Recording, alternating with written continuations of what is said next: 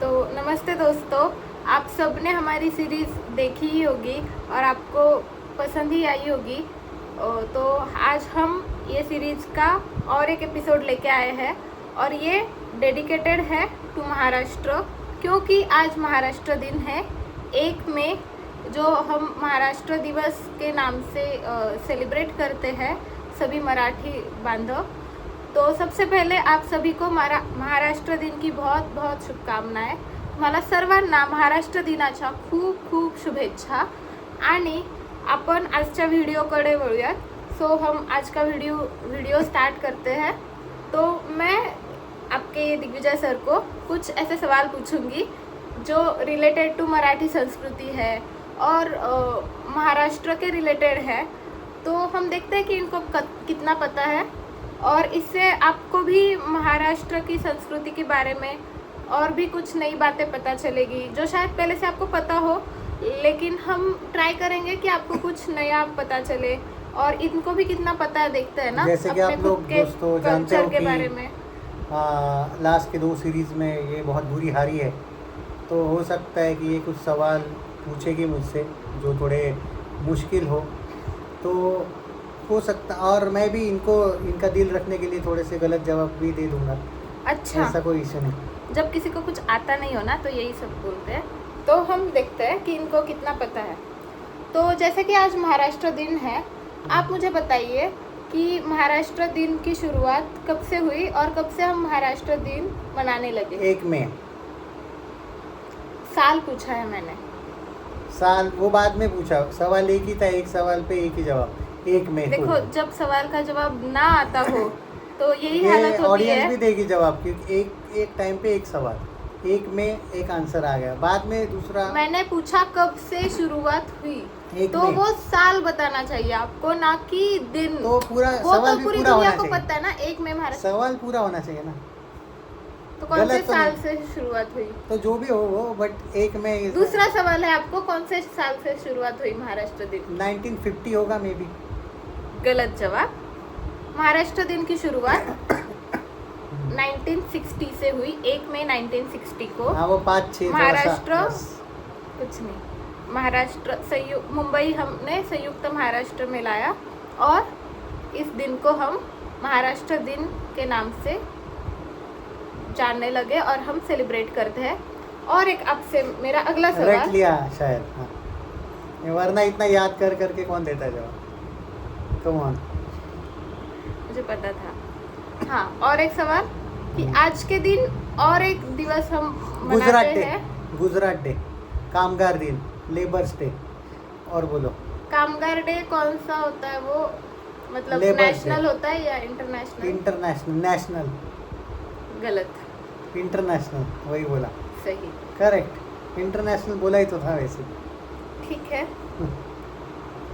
तो अब हम महाराष्ट्र की संस्कृति की ओर देखो, 2 बढ़ते आउट ऑफ हैं। 2 सही निकले सब। ये कोई कंपटीशन नहीं है, हम बस आपका नॉलेज जो है या फिर आप अपने कल्चर के बारे में कितना जानते Obviously हैं, सब कुछ कितना जानता हूँ। सजग है, Yes. ये हम देखेंगे। और अगर आपको कुछ नहीं भी पता हो जो आज आपको पता चले, तो फिर आपको भी इस बात के लिए मुझे थैंक यू बोलना चाहिए कि हाँ, थैंक यू गायत्री, आपके वजह से मुझे आज कुछ नया पता चला और आई होप आपको भी अच्छा लगे।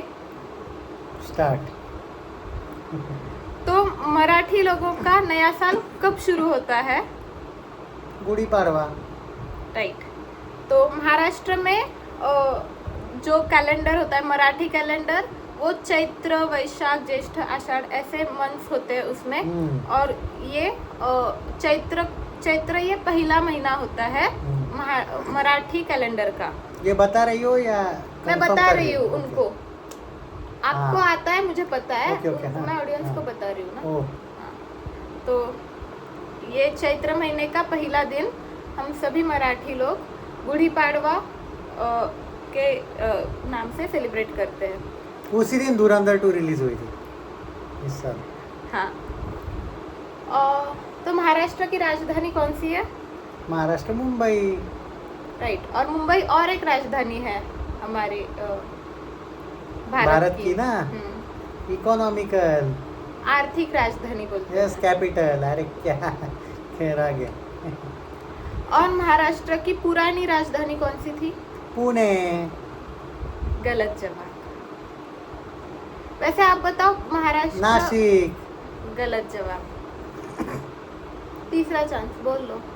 छत्रपति संभाजीनगर। गलत जवाब। मराठवाड़ा की राजधानी। महाराष्ट्र की पुरानी राजधानी जो नागपुर। अभी हमारी महाराष्ट्र की उपराजधानी करेक्ट, है, नागपुर। ये देखा, नागपुर है। पता था, जस्ट और इसको चांस थोड़ा सा बूस्ट करने के लिए। चलो आगे। पुणे महाराष्ट्र की कौन सी राजधानी है? ये सांस्कृतिक। करेक्ट। तो पुणे को हम महाराष्ट्र की सांस्कृतिक राजधानी से जाना संस्कृति जाता कह है। सकते हैं दोस्तों। सांस्कृतिक। संस्कृति, इट्स हिंदी। मराठी में ठीक है, सांस्कृतिक। ये कहाँ से आप आंसर मतलब पढ़ के पूछ रही हो कुछ? पढ़ के नहीं, मैंने लिख के रखे हैं ओह। क्योंकि मैं भूल ना जाऊँ फिर। मोबाइल में? हाँ नहीं हाँ, क्या? मैंने लिख के रखे ना नोट्स में। तो फिर मराठी राजभाषा दिन कब मनाया जाता है? याद है वैसे, मराठी दिन अभी जस्ट मराठी राजभाषा दिन अभी हुआ? बीच में हुआ था, I think may be just अभी 1 महीना भी नहीं हुआ होगा। देखो मत। ऑलमोस्ट अभी ये क्या आज का 1 मई है ना, अप्रैल में ही हुआ होगा पक्का। लॉक कर दे। मार्च अप्रैल समथिंग अराउंड। लॉक कर दो। अप्रैल। बताओ, डेट बताओ।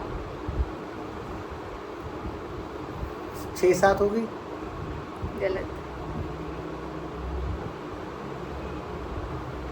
27 फरवरी 27 फरवरी को ओह। महाराष्ट्र दिन मराठी राजभाषा दिन हम मनाते हैं। और ये क्यों मनाते हैं हम, ये थोड़ा अगर आपको पता हो तो ऑब्वियसली बताओ। मराठी के लिए। मराठी के लिए। हाँ तो क्या? हमें प्राउड है मराठी का, इसीलिए। गलत। मनाना जाना चाहिए ना, क्यों नहीं मनाया जाना चाहिए? क्यों तुम अगेंस्ट हो? आपका जवाब गलत है, मैं अगेंस्ट वगैरह कुछ नहीं हूँ। हाँ। तो क्यों मनाते हैं, मतलब क्या मनाना नहीं चाहिए? तो मैं बताती हूँ आंसर। मराठी राजभाषा दिन हम मराठी साहित्यिक कुसुमाग्रज, इनका नाम है विष्णु वामन शिरवाडकर, जिनको हम कुसुमाग्रज के नाम से भी जानते हैं, तो उनके जन्मदिन को हम मराठी राजभाषा दिन के नाम से सेलिब्रेट करते हैं। तो ये चीज़ आपको पता होनी चाहिए। मेरे खैर, जन्मदिन पे भी कोई ऐसा आना चाहिए, एक डे मनाना चाहिए। अगर आप कुछ करो बड़ा तो शायद हो सके, लेकिन खैर। तो आपको ज्ञानेश्वरी पता है? बाय द वे, ज्ञानेश्वरी क्या है वो बताओ जरा। ग्रंथ है। कौन सा ग्रंथ है? संत ज्ञानेश्वरी। संत ज्ञानेश्वरी नहीं होती। ज्ञानेश्वर ने ज्ञानेश्वरी लिखी, उनकी है वो। उनकी है। ओके। तो जो ज्ञानेश्वरी ग्रंथ है वो किस भाषा में लिखा हुआ है? ऑब्वियसली संस्कृत। गलत जवाब। मराठी। गलत जवाब। तो फिर लोगों को कैसे समझेगा? मराठी थोड़ा पास में है, आप और थोड़ा जोर लगाओ तो आप सही जवाब दे पाओगे। हिंदी। ये गलत जवाब। नहीं मराठी है वो, इसको नहीं पता। आप पास में हो, थोड़ा और जोर लगाओ दिमाग को। नहीं, मराठी एंड संस्कृत, और कौन सा? तो मैं बताती हूँ कि पहले मैं संत ज्ञानेश्वर जी के बारे में बताती हूँ कि महाराष्ट्र में पुणे के पास आळंदी नाम का गांव है, वहाँ पे ये संत हुए थे। तो उन्होंने अपनी मतलब 18 साल जिए वो, और पूरे 18 साल उन्होंने आळंदी में ही निकाले। तो ये जो संत ज्ञानेश्वर है, उन्होंने जो हमारी गीता है, भगवत गीता, श्रीमद् भगवत गीता, ये सभी लोगों को मतलब मराठी लोगों को समझ में नहीं आती थी, क्योंकि संस्कृत पढ़ना वहाँ पे बहुत ही ऐसे मतलब पढ़े लिखे लोग या फिर जिनको बहुत कुछ आता हो, ऐसे ही लोग जो अमीर लोग हैं वही सब पढ़ते थे। या फिर आपको संस्कृत पढ़ने के लिए बहुत मतलब आप हाई क्लास सोसाइटी के लोग ही वहाँ उस वक्त संस्कृत पढ़ते थे, और नॉर्मल लोग जो मतलब इतना ज़्यादा पढ़ते लिखते नहीं थे, उनका दैनंदिन व्यवहार करते थे, तो उनको मराठी ही आती थी। और उस वक्त प्राकृत मराठी चलती थी। हाँ तो वही तो ना, फिर मराठी ही ना, मतलब उन्होंने बात यही है। श्रीमद् भगवद गीता का भाषांतरण प्राकृतिक मराठी में किया, और उन्होंने खुद का मतलब ज्ञानेश्वरी नाम का ग्रंथ लिखा। उन्होंने डायरेक्टली वर्ड टू वर्ड भाषांतर नहीं किया, उन्होंने श्रीमद् भगवद गीता का जो सार है वो उन्होंने मराठी में, प्राकृत मराठी में ज्ञानेश्वरी नाम के ग्रंथ में लिखा है। तो हम ज्ञानेश्वरी को भी श्रीमद् भगवद गीता के समान ही पूजते हैं महाराष्ट्र में। मराठी में ही तो था फिर वो, मतलब वो तो सही निकला ना।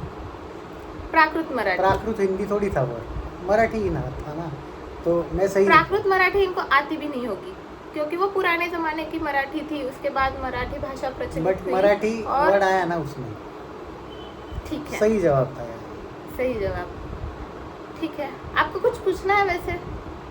नहीं, मराठी आता आपको होगा तो नहीं आता पूछेंगे। ज़्यादा, तो इसलिए इट्स ओके। ठीक है।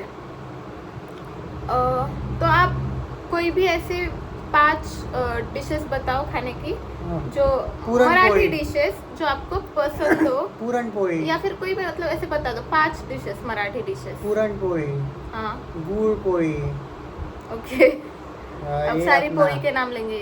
हाँ वो होता है ना, मोदक, 3 हुए। ऊपर से वो नारळी भात, 4। ओके, और पोहे। कांदा पोहे, हाँ, सही जवाब। मराठी लोक नृत्य कौन कौन से है, जरा बताओ जरा हमें। कथक, गलत जवाब। नहीं कथक, कथक तो ये है। ये देखो, मराठी लोक नृत्य, ये अपना लावणी। सही जवाब। और कोई है? करेक्ट, सही जवाब मैंने बोला। और कोई है? हो थोड़ा गया ना, दिमाग एक ही पे जोर पूछा था लगाओ। ना। नहीं नहीं, Correct. मैंने जितने भी है उतने बताओ ऐसे बोला। तो और अगर आता हो तो बताओ, नहीं आता हो तो मैं बता देती हूँ। लावणी करेक्ट है, हाँ। और दैट्स इट। कोळी नृत्य, हाँ, जो वो भी है। कोकण के लोग करते हैं आई थिंक यस। वो भी है। हाँ तो पर वो ज़्यादा इम्पोर्टेंट है जो मैंने लावणी बताई। सही जवाब है लावणी, कोळी नृत्य, लेझिम ये नृत्य का प्रकार नहीं है। तो हाँ। आप मराठी वाद्य बताओ कौन कौन से हैं। इसमें एक लेझिम मैंने बता दिया, और बताओ। मराठी तबला, और ये अपना पेटी। ये तो सभी लोग करते हैं ना, मराठी लोगों का क्या स्पेशल है? वही ना तबला। ये भी सब हर स्टेट में होता है। हाँ तो ऐसा थोड़ी होता है, अब सब हमारा कुछ अलग है ना, बताओ ना स्पेशल। नहीं, स्पेशल क्या है, वही ना तबला सब यहाँ पे तो फेमस है। वो ढोल ताशा, हाँ, ढोल ताशा झांज, नहीं, ढोल ताशा, हाँ या ढोल ताशा, पथक। पथक। ढोल ताशा इम्पोर्टेंट है, वही है। ये इसके लिए थोड़ा सा समझ सकते हो दोस्तों आप। हाँ, इसको भी तो जितना आना चाहिए थोड़ा। ठीक है, तो आप 5 ऐसे मराठी जिलों के, महाराष्ट्र के 5 ऐसे जिलों के नाम बताओ जिनके नाम में पूर ना आता हो। पूर जैसे नागपुर, हाँ, नागपुर ठीक है, में पूर सिंपल। आता है। तो आप ऐसे 5 कितना इजी, नासिक, पुणे, छत्रपति संभाजीनगर, अहिल्यानगर, और नगर भी जलगांव। नहीं आता हो, नगर भी नहीं आता जलगांव, हो। नगर नहीं आता। जलगांव, हाँ, नाशिक, लातूर। पुणे, जळगाव, लातूर। हाँ, हो गया ना 5। नाशिक, पुणे, जळगाव, लातूर। हाँ, हो गया। नहीं, 4 ही हुए ना, नाशिक, पुणे, जळगाव, लातूर, और एक। भंडारा। हाँ, ठीक है। मुझे बस देखना था कि इनको पता भी है महाराष्ट्र के जिलों के नाम या फिर नहीं पर पता। ये कहाँ पे आप देख रही हो कुछ? मैंने लिख के रखा है नोट्स में। आपको क्या प्रॉब्लम है? मैंने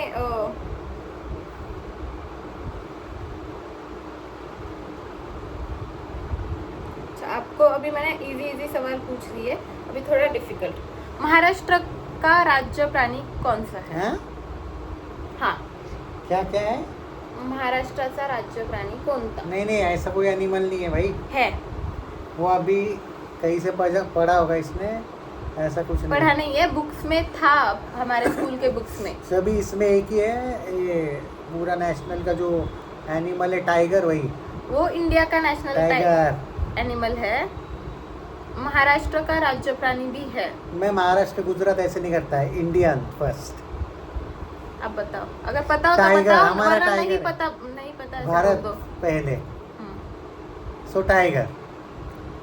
तो महाराष्ट्र का राज्य शेळी। प्राणी है शेळी। शेळी मतलब गोट, गोट नहीं, गोट ही ना, ये नहीं है वैसे, कुछ भी। तो कौन है? शेकरू। शेकरू महाराष्ट्र का राज्य प्राणी है। ये हाँ, हमारे शेळी का स्कूल बच्चा। शेळी का बच्चा नहीं होता। ये महाराष्ट्र में आप अगर शेकरू ऐसा कोई नहीं है, मैंने खुद ने एनिमल देखा आज तक ऐसा। है, आप अगर महाराष्ट्र मराठवाड़ा के साइड पे जाओगे तो वहाँ पे एक वन्य प्राणी अभयारण्य है, वहाँ पे ये प्राणी पाया जाता है, जो अरे। सिर्फ महाराष्ट्र में ही मिलता है, इसीलिए ये महाराष्ट्र का राज्य प्राणी है। ये हमारे बुक्स में था। नहीं, इन्होंने पर ये हमने अभी आज भूल तक गए देखा तो ही ये नहीं। छोड़ो। हाँ, देखा नहीं शेकरू इसका वेकरू मतलब है हमने नहीं, कहाँ ऐसा देखा थोड़ी कुछ? होता है। तो महाराष्ट्र का सबसे ऊंचा शिखर कौन सा है? सुबाई। ये वो इनको मैं पता है जाके क्योंकि ये आया हूँ। जाके आए, मैं भी जाके आई हूँ। हाँ। ये जाके आई है पक्का, मेरा नहीं पता। गेटवे ऑफ इंडिया कहाँ पे है? मुंबई। गुड।